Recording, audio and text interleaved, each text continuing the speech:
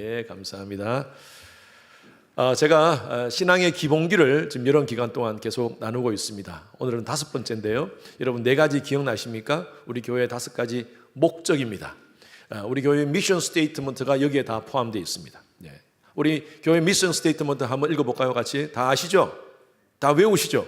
시작! 예배의 감격으로 변화받아 열방을 섬기는 주님의 교회. 여기까지 한번 시작!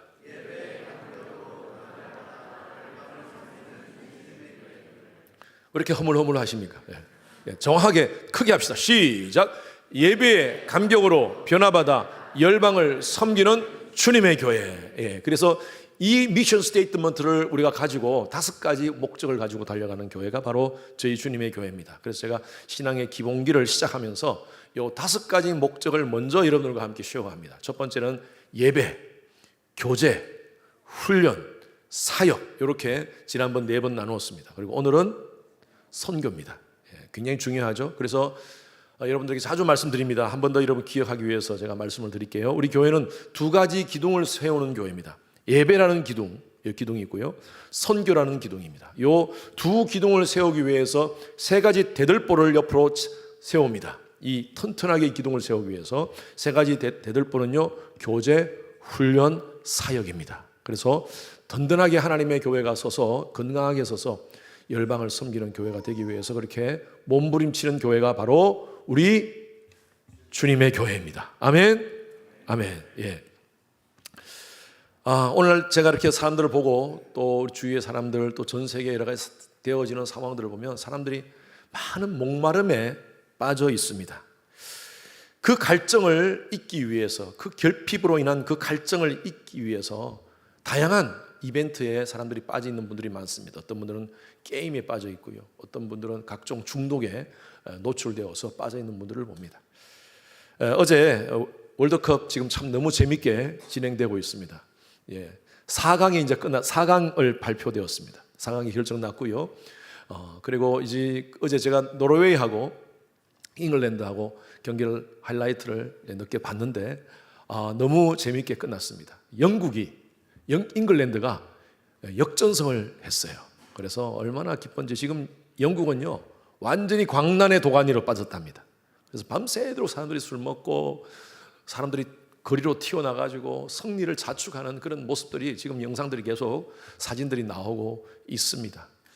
그런데 몇몇 도시에는요, 여러분 이겼으면 너무나 기쁘지 않습니까? 자축하면서 기뻐하는 거 아닙니까? 그런데 몇몇 도시에는요, 영국은 대표적인 그 축구 광팬을 향하여 홀리건이라고 합니다. 홀리건 이 광팬들이 나와가지고 막 열광을 하다가 주위에 있는 상점을 부수고 또 사람들에게 폭력을 행하는 그런 일도 지금 몇몇 도시에서 일어나고 있다고 합니다. 게임에서 졌으면 화가 나서 그렇다고 뭐 그것도 이해가 안 되지만 그냥 우리가 받아들일 수 있어요. 그런데 게임에서 이겼는데 왜 그런 행위를 합니까? 그런 모습을 보면서 이런 것을 느낍니다. 사람들이 뭔가에 갈증이 있다. 뭔가에 갈증이 채워지지 않는 이 결핍 때문에 아주 수많은 그런 여러 가지 많은 삶의 현상들 때문에 오는 그 갈증으로 인한 그런 몸부림인 것 같다 하는 그런 생각이 듭니다. 여러분 그래요. 우리 삶 가운데서 마찬가지입니다. 많은 사람들이 많은 것을 누리면서 살아가는 사람들이 참 많습니다. 그럼에도 불구하고 그들 삶 가운데 갈증 때문에 힘들어하는 사람들이 있어요. 엄청난 부를 가지고 대기업의 회장, 부회장 이런 사람들이 자살을 해요. 빌딩에서 떨어져 내려요. 많은 인기와 부를 가지고 있는 연예인들이 자살을 해요. 왜 그럴까요? 그만큼 가지고 그만큼 누리고 그만큼 명예가 있으면 이제 충분하지 않겠습니까? 그럼에도 불구하고 마음의 결핍 때문에 자살을 합니다. 이것은요 영적으로 보면 영적 목마름 때문이에요. 무엇으로 이것을 채울 수 있을까요? 오늘 예수님께서는 우리 오늘 말씀을 통하여 이것에 대한 답을 우리에게 주시고 계십니다. 지금 이 말씀의 배경은 바벨론 그 포로에 끌려가서 이스라엘 백성들이 그발이라는 그 강가에서 그들의 영적 갈증으로 통곡합니다. 그때 에스겔을 통하여서 하나님께서 주신 말씀이에요. 영적인 해갈의 방법을 하나님께서 에스겔을 통하여서 이스라엘 백성들에게 말씀하고 있습니다.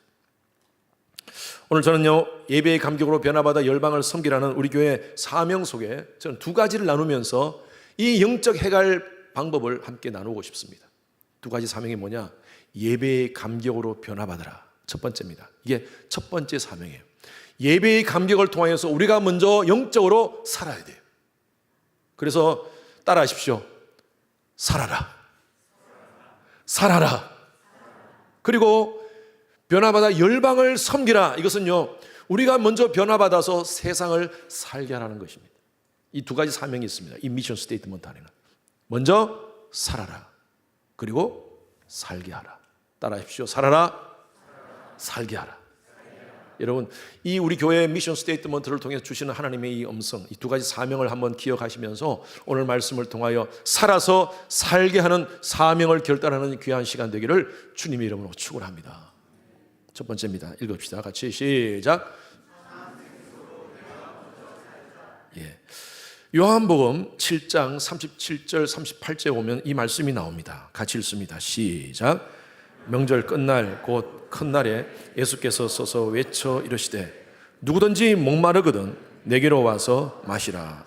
나를 믿는 자는 성경의 이름과 같이 그 배에서 생수의 강이 흘러나오리라 하시니라. 미국에 사는 우리들은 물 때문에 고생하지 않습니다. 그냥 수도꼭지만 촥 철면 물이 쫙 나오지 않습니까? 그런데 과거에 팔레스타인 지역은 굉장히 메마른 지역이었습니다. 물은요, 유대인들에게 생존을 위한 처절한 투쟁의 대상이었습니다. 그래서 우리가 성경을 보면, 구약 성경을 보면 아브라함, 이삭, 야곱이 가는 곳곳마다 무엇을 팠습니까?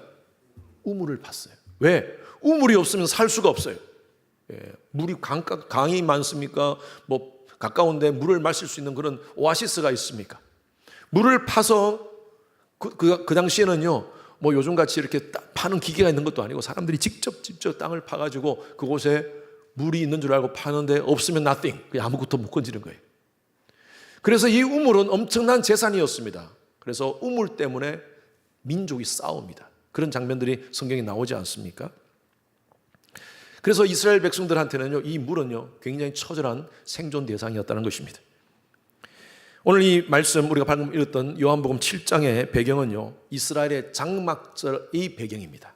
여러분, 장막절이라는 것은 이스라엘 백성들이 40년 동안 하나님께서 그 모세를 세우시고 광야에 40년 동안 이끄심에 대한 하나님의 인도하심 감사하면서 그 후에도 자손들이 그 하나님의 은혜를 감사하면서 기념하는 날이 바로 이 장막절입니다.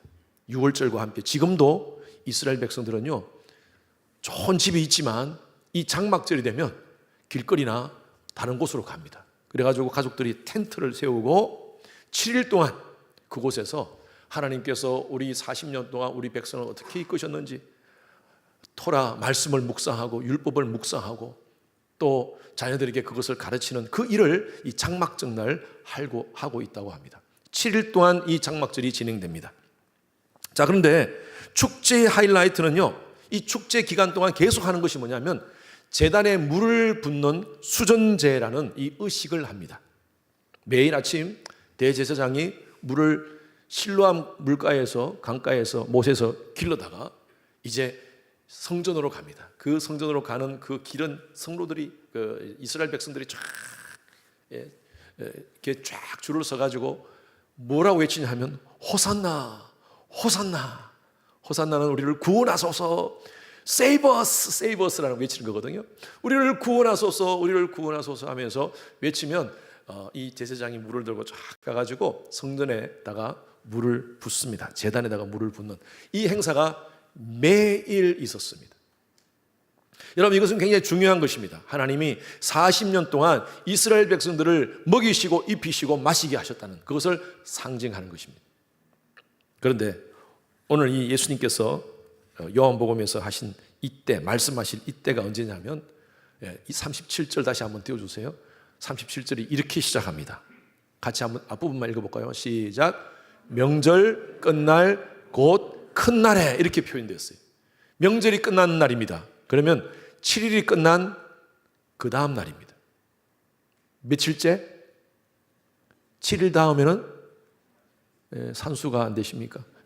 8일째도 8일째. 예, 8일째 그날을 큰 날이라고 얘기했습니다. 근데 이 날은요, 제사장이 신뢰하면서 물을 기르다가 제단에 붓지 않습니다. 물을 붓지 않습니다. 왜냐하면 이제 광야의 유랑을 끝나고 가나안 땅에 들어왔다는 것을 상징하는 것입니다. 상기시키기 위해서 물을 붓지 않습니다. 자, 가나안 땅에 들어오면 모든 것이 다 끝납니까? 모든 것이 다 채워집니까? 여러분, 이곳에 지금 기막힌 영적 반전을 예수님께서 일으킵니다. 사람들이 7일 동안 열광했습니다. 종교적 열광이죠. 물을 주셨다, 물을 주셨다 하면서 물을 제단에 붓는 것을 보고, 그런데 8일째 되는 이날은요, 물이 없어요. 왠지 마음에 지독한 허전함이 있습니다. 마치 화려한 월드컵, 우리 형제님들 지금 월드컵 때문에 행복하시죠? 솔직히 얘기해 보세요. 행복하시죠? 너무 재밌잖아요, 지금. 예, 재밌고 앞으로 며칠 더 갈 건데, 이거 끝나고 나면 이제 이건 뭐 하지? 앞으로? 한번 그런 생각이 들 겁니다. 아마 전 세계 남자들이 다 그런 생각이 들 거예요. 이제 월드컵 끝나면 허전함이 올 겁니다. 허전함이 올 거예요.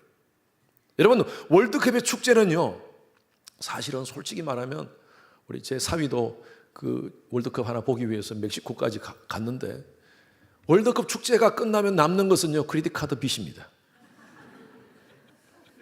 그 여행 가서 직접 경기를 본 사람들은 크레딧 카드 빚만 남을 거예요. 그러나 경기에서 이겼던 선수들은요, 엄청난 상금과 혜택을 누리게 될 것입니다. 그런데 보통 대부분의 대중들은요, 허전함이에요.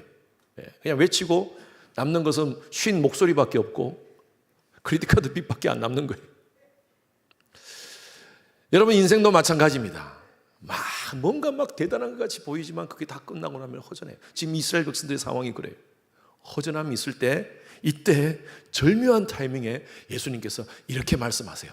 예수께서 서서 외쳐 이르시되, 그 다음 시작. 누구든지 목마르거든 내게로 와서 마시라. 제가 이렇게 말씀을 설명하고 이런 말씀 읽으니까 다 해석이 되죠. 이 목마름, 뭔가 인생에 내가 채우고 싶어서 막 그것을 열심히 채워왔는데 알고 보니까 아무것도 아니야. nothing. 이 허전함을 예수님께서 말씀하시죠. 너희들이 먹는 물은, 이 물들은 다시 목마르다. 아까 우리 찬양대가 불렀던 찬양 가사가 바로 그 요한복음 4장에 있는 말씀, 수가성의 한 여인에 대한 말씀 아닙니까? 그 여인은 5번이나 결혼했던 사람이었어요. 지금 있는 남편도 자기 남편이 아니야. 뭔가 인생의 그 갈급함을 채우기 위해서 남자를 원했고, 그렇게 살아도 여전히 목마름이 있어. 사람들 부끄러워서 대낮에서 아무도 오지 않는 그 대낮 정오에 물길러 왔어요. 예수님이 그 물가에서 예수님을 만납니다. 그리고 네가 먹는 물은 다시 목마르려니와 내가 주는 물을 마셔라. 그 물은 영원히 목마르지 아니하리라. 예수님께서 그렇게 말씀하셨어요. 지금 똑같은 말씀이에요. 지금 이 사람들 뭔가 막 대단한 종교적 열광에 빠져가지고 막 있었는데 보니까 허전해. 예수님께서 하시는 말씀, 누구든지 목마르거든 내게로 와서 마셔라. 예수님의 초청이에요. 그러면서 얘기를 합니다. 그 다음 말씀 38절 말씀 한번 보십시오. 같이 읽습니다. 시작. 나를 믿는 자는 성경의 이름과 같이 그 배에서 생수의 강이 흘러나오리라. 아멘. 여러분, 어디서 생수의 강이 흘러나와요? 그 배가 어디입니까? 쉽입니까? 쉽 아닙니다. 벨리입니다. 벨리. 이 벨리에서 생수의 강이 터져 나온다는 거예요. 누구에게? 예수를 믿는 자에게. 여러분, 믿는다는 것은요, 예수님을 영접한다는 것입니다. 요한복음 1장 21절 말씀에 영접하는 자, 곧 그 이름을 믿는 자들에게는 하나님의 자녀가 되는 권세를 주셨으니. 할렐루야. 예수를 믿는다는 것은 예수님을 영접하는 말씀이고, 예수님을 영접했고 믿는다는 것은요, 하나님의 자녀가 된다는 말씀이에요. 그래서 예수를 믿는다는 것은요, 내 삶 가운데 하나님의 주권이 인정되어지는 거예요. 하나님의 통치를 인정하는 것입니다. 그런 자들에게는요, 이 배에서 생수의 강이 터져 나온다는 거예요. 복음의 진리의 강이 터져 나온다는 것입니다. 이 배라는 헬라어 원문으로 코일리아라는 단어인데, 이 코일리아라는 단어는요, 이 과거의 그리스 사람들이 여러 가지 문학에서 그렇게 표현되는 겁니다. 인간의 탐욕의 중심, 이것을 배라고 표현합니다. 모든 탐욕의 중심지, 근원지, 욕구의 근원지, 이것이 바로 코일리아라는 단어를 사용합니다. 그래서 에레미야서에서 보면 에레미야는 이것을 웅덩이라고 표현했어요. 웅덩이, 욕망의 웅덩이. 에레미야서 2장 13절 말씀 같이 읽습니다. 시작. 이 백성이 두 가지 악을 행하였나니 곧 그들이 생수에 거는데는 나를 버린 것과 스스로 웅덩이를 판 것인데 그것은 그물을 가두지 못할 터진 웅덩이들이라. 자, 이 말씀이 굉장히 깊이 있는 말씀입니다. 내 백성이 두 가지 악을 행했다는 것입니다. 이것은 하나님의 백성을 의미하는 거예요. 그 당시 이스라엘 백성들을 의미하는 거예요. 첫 번째가 뭐냐면 하나님을 버렸어요. 예? 생수에 거는 되시는 하나님을 버렸다는 것입니다. 인간이 목말라 해요. 생수의 근원을 버렸으니까 인간이 목말라죠. 계속 목말라 합니다. 물을 마셔도 목말라요. 두 번째는 뭐냐면요, 이 욕망 때문에, 목마름 때문에 뭘 팠어요? 웅덩이를 판 거예요. 여러분, 이 웅덩이가 이 신약 성경에서 얘기했던 바로 코일리아예요. 코일리아. 욕망의 배를 채우기 위해서 욕망의 웅덩이를 파요. 한 개가 아닙니다. 여러 곳을 팠어요. 여러 곳을. 예? 물질의 웅덩이, 권력의 웅덩이, 명예의 웅덩이, 각종 웅덩이를 파놓고 그 욕망을 채우려고 몸부림친다는 거예요. 하나님은 버리고. 그런데 그 웅덩이가, 이게 문제예요. 그 웅덩이가 어떻게 되어 있어요? 어떻게 된 웅덩이예요? 그 물을 가두지 못할 터진 웅덩이라는 거예요. 터진 웅덩이. 이건 우리 한국식으로 표현한다면 밑빠진 독. 밑빠진 독. 독인데 멀쩡하게 독으로 보내는데 밑에 물이 다 새요. 넣어도 채워도 채워지지 않는 바로 욕망의 웅덩이라는 것입니다. 여러분, 인간의 욕망은요 그렇습니다. 우리는 늘 웅덩이를 팔고 삽니다. 돈이라는 웅덩이, 물질이라는 웅덩이를 팔고 살아요. 쾌락이라는 웅덩이를 팔고 살아요. 그런데 채워도 끝이 없다는 거예요. 잠언서에 보면 그물이에게 두 딸이 있는데 그 두 딸이 뭐라고 얘기했냐면 김미. 좀 리얼 합니까? 김미. 여러분, 이게 바로 우리 욕망의 웅덩이에요. 거물이도 마찬가지입니다. 여러분, 거물이 아시죠? 제가 몇 번 말씀드렸어요. 어릴 때 저도 할아버지 댁에, 시골 할아버지 댁에 가면 수영하다 보면 이 물에서 시커먼 게 붙어요. 그게 바로 거물이에요. 뜯어내면요 살갗하고 같이 떨어져요. 얼마나 딱 붙어 있는지. 제가 지난번에 네팔 가가지고 그 거물이는 또 날아다니는 거물이더라고요. 보니까 거물이가 나무 같은 데 있다가 떨어져서 몸으로 들어와요. 예, 들어오는데 전혀 못 느껴. 그래서 우리 장로님하고 권사님하고 같이 갔는데, 예? 권사님이 남편 장로님이 거물이가 있는 거예요. 그래서 아이고 당신 왜 거물이가 있어? 이거 빨리 털어내. 그랬는데 차 타고 가다 보니까 소리를 지르는 거예요. 당신 몸에도 붙어 있는 거예요. 몰라, 느낄 수가 없어. 그런데 피 빨고 있었어, 그 안에서. 여러분, 이게 거물입니다. 거물이. 우리의 욕망이라는 게 그렇습니다. 딱 붙어가지고 계속 피를 빨아먹는데 김미 계속 다고해요. 록펠러 1940년대 미국에서 최고의 부자였고, 아니 그 당시에 전 세계에서 최고의 부자에게 어떤 기자가 다가가지고 이렇게 물었습니다. 회장님은 전 세계에서 가장 부자신데 얼만큼 돈을 더 벌으셔야지 만족하시겠습니까? 라고 물었습니다. 그러니까 록펠러가 한 유명한 말이 있습니다. Just a little bit more. Just a little bit. 많이도 필요 없어. 조금 더 벌고 싶어. 여러분, 세계에서 최고의 부자가 조금 더 벌고 싶은 거예요. 여러분, 요즘 이게 미국에서 최고의 부자들이 많지 않습니까? 얼마나 열심히 아주 돈을 벌려고 몸부림칩니까?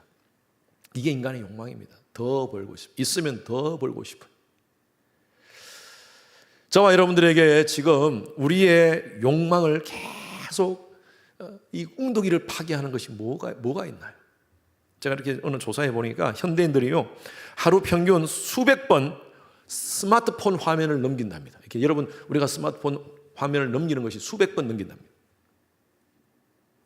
유튜브 쇼트, 인스타그램 릴스, 이 숏폼 컨텐츠는요, 디지털 인공 감미료입니다. 그래서 볼 때는 너무너무 좋아. 그래서 이 숏폼 컨텐츠는 행복 호르몬, 도파민을 가장 빠르고 강력하게 분비될 수 있도록 정밀하게 설계되었다고 합니다, 인간에게. 그래서 이걸 계속 보면서 기쁨을 누리는 거예요. 시간 가는 줄도 모르고 1시간, 2시간을 넘기는 겁니다. 이것으로 목마름이 해결됩니까? 안 돼요. 그럼에도 불구하고 계속 이걸 보고 있어. 그런데 문제는, 제가 어느 자리에서 제가 봤는데, 이 디지털 이 컨텐츠를 계속 보게 되면 뇌의 도파민 수용체가 망가진답니다. 그래서 일상적인 가족의 사랑, 또 하나님과의 영적인 관계, 말씀과 기도하는 이런 데서 오는 영적인 도파민 분비가 되지 않도록 컨트롤 시킨다는 겁니다. 그래서 나중에는 영적 불감증을 가진 환자가 되는 거예요. 그래서 여러분, 우리의 삶 가운데 욕망의 웅덩이를 파는 것을 이제 스탑해야 됩니다. 그럼 어떻게 스탑합니까? 다른 것으로 채워야 돼요. 유일한 방법이 바로 하나님께서 오늘 제시하는 말씀입니다. 생수의 그런 되시는 예수를 만나라는 것입니다. 말로만 만나지 말고 진짜 인격적으로 만나라는 것입니다. 그런데 이 예수를 어떻게 만날 수 있느냐? 생수의 그런 되시는 예수를 어떻게 만날 수 있느냐? 오늘 말씀하세요. 에스겔서를 통해서, 성전을 통하여서. 에스겔 47장 1절에서 5절 말씀 읽습니다. 같이 시작. 그가 나를 데리고 성전 문에 이르시니 그 문지방 밑에서 물이 나와 동쪽으로 흐르다가 내게 그 물을 건너게 하시니 다시 천척을 청량하고 물이 무릎에 오르고 물이 허리에 오르고 다시 천척을 청량하시니 물이 내가 건너지 못할 강이 된지라. 자, 이 말씀, 제가 긴 말씀을 좀 줄여서 제가 이렇게 넣는데, 여기 보면 성전에서 섬에 나오는 물이 처음에는 어디로 왔어요? 3절 한번 띄워주세요. 다시 앞에 거. 처음에 어디로 왔습니까? 물이 어디까지 왔어요? 올랐어요? 발목까지 올랐어요. 또 조금 지나가니까 물이 얼마큼 오릅니까? 무릎으로 오릅니다. 또 조금 지나니까 어디로 왔습니까? 허리에 올라요. 5절 말씀 다시 보니까, 그 다음 말씀 보니까 또 조금 지나니까 이제는 내가 건너지 못할 강이 되었어요. 여러분, 이것은 하나님의 은혜의 생수를 의미합니다. 신앙생활을 하면서, 교회를 다니면서 어떤 사람은 발목 신자로 살아가는 사람이 있습니다. 어떤 사람은 무릎 신자로 살아가는 사람이 있습니다. 어떤 사람은 허리까지 오는 정도 허리 신자로 살아가는 사람이 있어요. 여전히 내 힘으로 삽니다. 여러분, 우리 수영하신 분들 알잖아요. 물이 그냥 발목까지 오는 데는 수영하는 거 아닙니다. 내 마음대로 다닐 수 있어요. 그 물 속에는. 허리까지 와도 내 마음대로 걸어 다닐 수 있어요. 내 몸의 무게로 내가 걸어 다닐 수 있습니다. 그런데 차버려요. 어떡합니까? 이제는 내가 수영해야 돼요. 수영하려면 어떻게 해야 됩니까? 제가 다른 스포츠들은 조금씩 하는데 제가 제일 못하는 게 수영입니다. 어떤 분에게 좀 제가 배우려고 하니까 그분이 그런 얘기를 해요. 목사님, 몸에 힘을 빼세요. 목사님, 몸에 힘을 더 주니까 자꾸 깔아앉는 거예요. 그래서 제가 잠수는 잘합니다. 물속에서 잠수는 잘합니다. 수영은 못해요. 완전히 제 몸을 물에 맡겨야지 뜨지 않습니까? 수영하시는 분 다 그렇지 알잖아요. 내 몸을 물에 맡기지를 못하는 거예요, 제가. 여러분, 마찬가지입니다. 그것을 의미하는 거예요. 신앙생활을 하면서 여전히 내 의지로 내가 내 삶의 운전대를 붙잡고 있는 거예요. 하나님 믿습니다. 하나님 인도하여 주시옵소서. 기도는 멋지게 해요. 그렇게 하면서 내 마음대로 가요. 내 마음대로. 여러분, 이건 신앙 아닙니다. 믿음 아닙니다. 완전히 하나님의 은혜의 강가물에 내 몸을 맡겨야 돼요. 지난주에 어떤 집사님이 한 달 전에 테슬라를 구입을 했는데 테슬라를 타고 나한테 전화를 주신 겁니다. 목사님, 제가 테슬라를 타면서 깨달음이 있습니다. 처음에 테슬라를 운전을 할 때 FSD 아시죠? Full Self Driving 모드를 딱 해놓고 이제 차가 알아서 가는 겁니다. 그런데 너무 불안하다는 거예요. 내가 지금 이 운전대를 안 잡아도 되는 건가? 내가 브레이크를 진짜 안 잡아도 되는 건가? 아니, 여기에 내 생명을 걸 수 있나? 여기에 내 가족들을 걸 수 있나? 하면서 막 불안했대요. 그런데 하루, 이틀, 일주일, 이제 한 달 되니까요, 마음이 아주 편안해졌다는 거예요. 마음이 편안해지면서 모든 걸 다 테슬라한테 맡기는 거예요. 이 풀 셀프 드라이빙에 맡기는 거예요. 맡기고 이제는 하늘도 쳐다보고 옆도 쳐다보고 그렇게 하면서 편안한 마음으로 운전을 하다가 갑자기 이런 생각이 딱 들었대요. 나는 테슬라만큼도 하나님을 의지하지 못하고 있구나. 이 테슬라, 이 AI 알고리즘에 의해서 움직이는 이 테슬라라는 기계만큼도 내가 하나님을 의지하지 못하고 있구나. 천지 만물을 창조하시고 나를 향한 완벽한 계획을 가지신 하나님께 내 인생의 운전대를 온전히 맡기지 못하고 있구나. 그걸 깨달았다는 거예요. 여러분, 그렇습니다. 우리가 하나님 신앙한다는 것은요, 내 인생의 목적지를 하나님이 가시는 대로 그냥 다 맡기는 거예요. 그리고 아예 운전석을 하나님께 옮겨드리는 거예요. 그게 저는 신앙이라고 봐요. 영적 자율 주행 시스템에 하나님께 다 모든 걸 맡기고 하나님 알아서 해주십시오. 그런데 우리는 얼마나 말은 그렇게 합니다. 하나님 믿습니다. 하나님 모든 걸 맡깁니다. 하나님 인도하여 주시옵소서. 그런데 하나님이 실제 우리의 삶 속에서 고속도로에 탁 진입하면요, 불안해합니다. 이렇게도 되는 건가? 내가 이렇게 살아도 되는 건가? 갑자기 내가 원하는 차선으로 가지 않으면, 내가 원하는 어떤 차선이라는 그런 직장으로 가지 않으면요, 그쪽으로 가면 안 되는데, 내가 원하는 곳은 이쪽인데, 이 직장인데 왜 이쪽으로 하나님이 인도하시나? 운전대를 붙잡고 싶어요.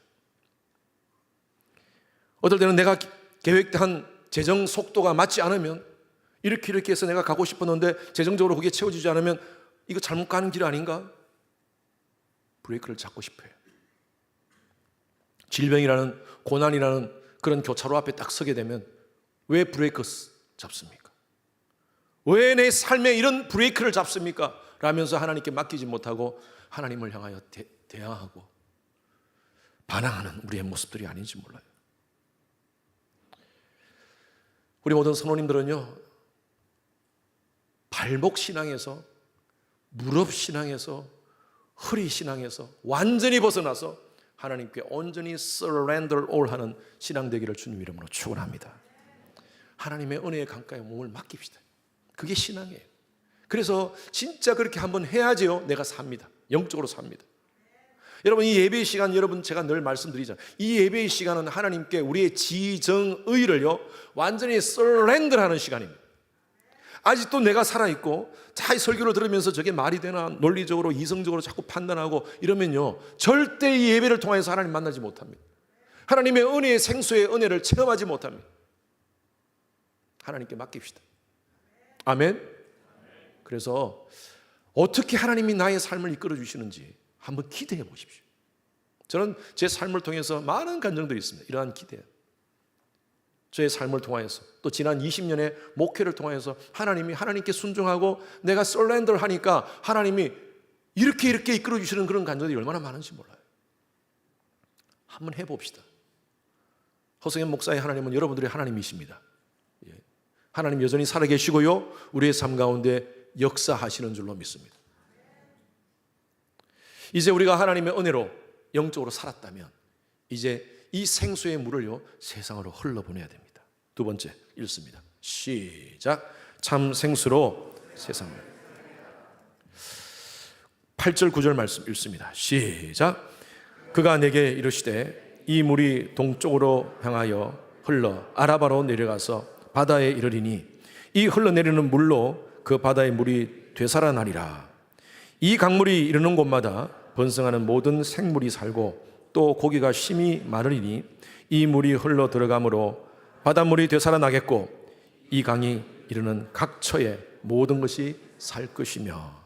자, 성전에서 물이 나옵니다. 그 은혜의 물줄기가 예루살렘 동쪽을 향하여 쫙 흐르다가 아라바 광야를 지납니다. 아라바 광야를 지나고 나서 어디로 갑니까? 어디로 갔어요? 앞부분 잠시 띄우세요. 아라바 광야를 지나가다 어디로 갑니까? 바다로 갑니다. 이 바다가 뭘까요?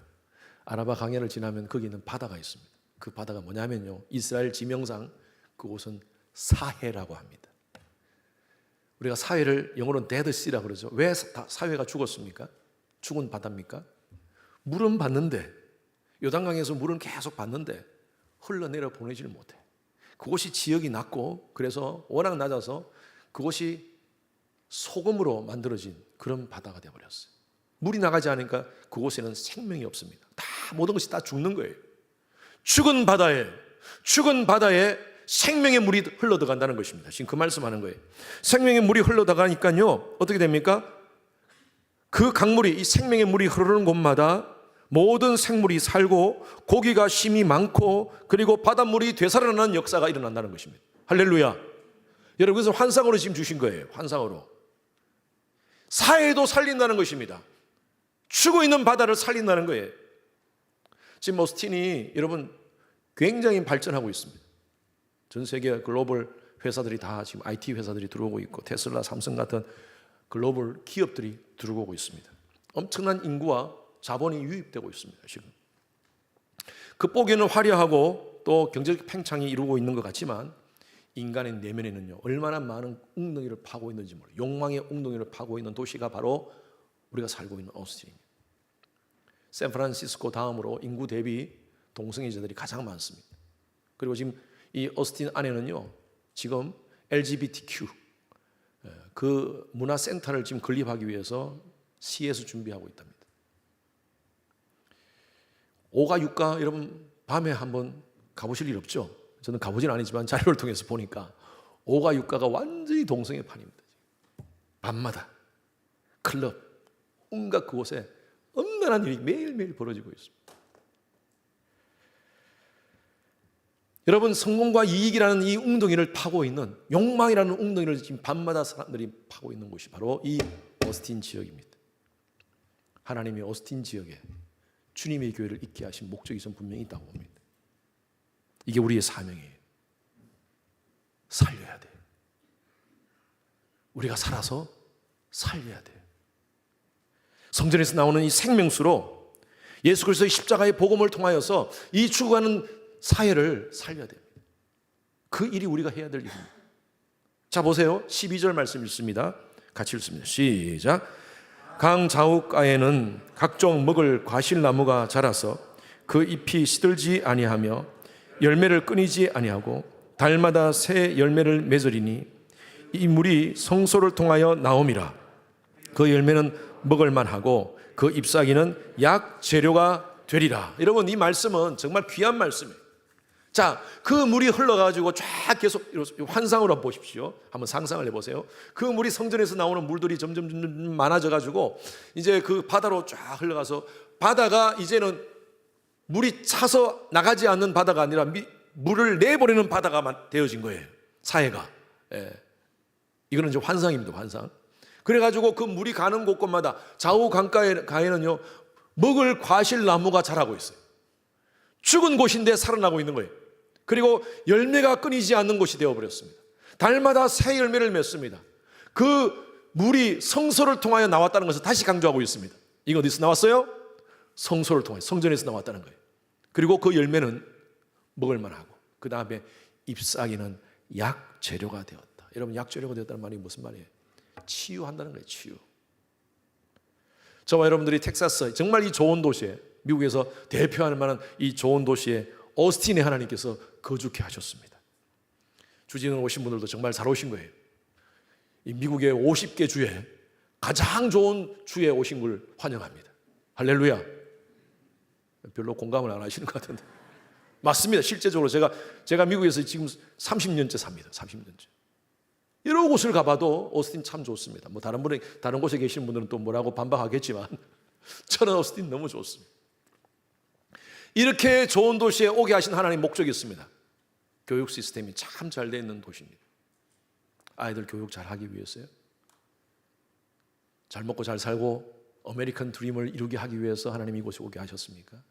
저는 아니라고 봅니다. 우리 주님의 교회를 26년 전에 이 어스틴 지역에 세우신 하나님의 목적이 저는 분명히 있다고 봅니다.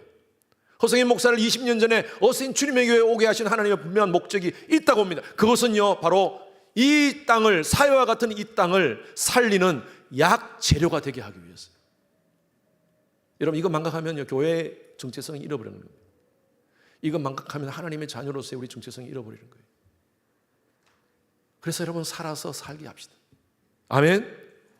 우리에게 하나님께서 새로운 성전을 허락하셨어요. 크고 아주 좋은 곳입니다. 팬시하고 우리 자녀들 교육하기에 너무 좋은 곳입니다. 그런데 왜 이걸 하나님 허락하셨습니까? 뭐 좋은 건물에서 좋은 사교 클럽을 만들으라고 하나님께서 허락하신 것입니까? 아닙니다. 아닙니다. 약재료가 되게 하기 위해서. 제가 지난주에 한 기업가의 간증을 들었습니다. 이분 뭐 1.5세가 아니라 1.8세쯤 되시는 분. 찰리 신이라는 분이에요. 제 아내가 그걸 듣고 여보 너무너무 은혜스럽습니다 해서 저한테 보내줘서 제가 봤는데, 이분은요, 미국 전역 또 전 세계 10개국에 700개의 매장이 있습니다. 그 매장 이름이 뭐냐면 찰리's 필리 스테이크. 혹시 보셨습니까? 가보셨습니까? 어스틴에서 매장이 3개가 있습니다. 어제 가서 제가 직접 먹어봤어요. 예. 그렇게 제 취향은 아닌데 너무 그런데 미국 사람들은 좋아. 아주 바글바글하더라고요, 그 안에. 예. 근데 이분이 이런 얘기를 해요. 그 이 간정에서 어린 시절 부모가 이혼을 했습니다. 아버지 어머니가 이혼을 하고 엄마 따라서 13살에 미국으로 왔습니다. 접시 닦기, 온갖 밑바닥 아르바이트 생활을 하면서 눈물겨운 시간을 보냈다고 합니다. 1986년에 어머니가 피땀 흘려 모은 48,000달러를 미천으로 사업 자금을 준 거예요. 그래서 이분이 샌드위치 가게를 오픈을 했는데 그것이 폭발적인 인기가 끌으면서 오늘날 막대한 부를 가진 세계적인 부자가 되었습니다. 외식업 제국의 신화를 이룬 그런 분이 되셨어요. 여러분, 세상적 가치로 본다면 이제 이분은요, 자기만의 웅덩이를, 멋진 웅덩이를 파놓고, 그것도 보통 웅덩이가 아니라 엄청나게 큰 웅덩이를 파놓고 돈과 쾌락을 즐기면서 마음껏 살 수 있는, 가족과 자기의 인생이 완전히 보장된, 세상적으로 말로 보장된 그런 삶을 살 수 있는 그런 사람이었습니다. 그런데 이분이 얼마 전에 아주 엄청난 대저택을 구입했습니다.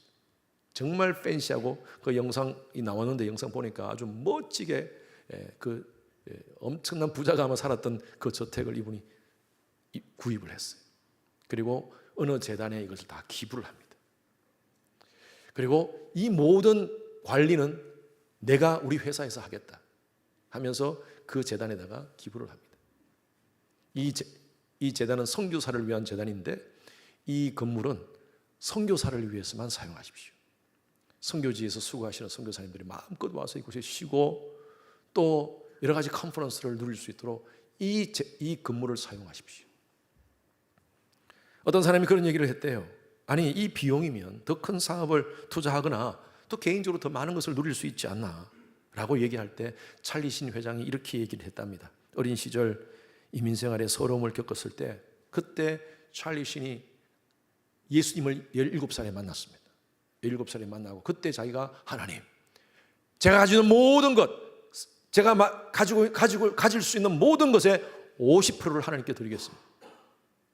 아무것도 없을 때, 그때 아무것도 없을 때 50%를 하나님께 드리겠습니다. 10의 5조를 하겠습니다. 그러고 선포를 했답니다. 그러다가 가만히 생각하니까 그 중에 50은 내 건데 아니야, 그렇지 않지. 10의 7을 하겠습니다. 70%를 드리겠습니다. 그러다가 나중에는요, 어떻게 바뀌었냐 하면 100을 다 드리겠습니다. 내게 있는 것은 모든 하나님의 것입니다. 그래서 자기가 그런 얘기를 해요. 내가 가지고 있는 모든 재물은 내 것이 아니라 하나님께서 내게 잠시 맡겨준 것이다. 땅끝에서 복음을 전하는 선교사님들이 편히 쓸 수 있는 공간, 이곳을 사용할 수 있도록 써주십시오. 이것은 내 인생의 가장 가치 있는 투자입니다 라고 얘기합니다. 이번에 혈액암 4기 판정을 받았어요. 혈액암이면 여러분 정말 심각한 겁니다. 의사가 사기라고 하니까 자기가 what after 사기 사기 다음에 뭐예요? 의사에게 물었답니다. 진짜 의사가 농담하는 줄 알고 진짜 모르는 거예요? 자기는 모른대. 죽음입니다. 그 얘기를 듣고 이분이 깨닫고요. 근데 지금은 다 치료받았어요. 기적적으로 치료받았어요. 잠깐 영상 좀 보여드리겠습니다. 죽음이 두렵지 않다는 말은 강한 사람의 허세가 아닙니다. 갈 곳을 아는 사람의 평안입니다. 그는 자기 인생을 한 문장으로 정리하게 되었다고 말합니다. 그럼 그 일 겪고 난 뒤에 본인이 생각했을 때 좀 달라진 게 있나요?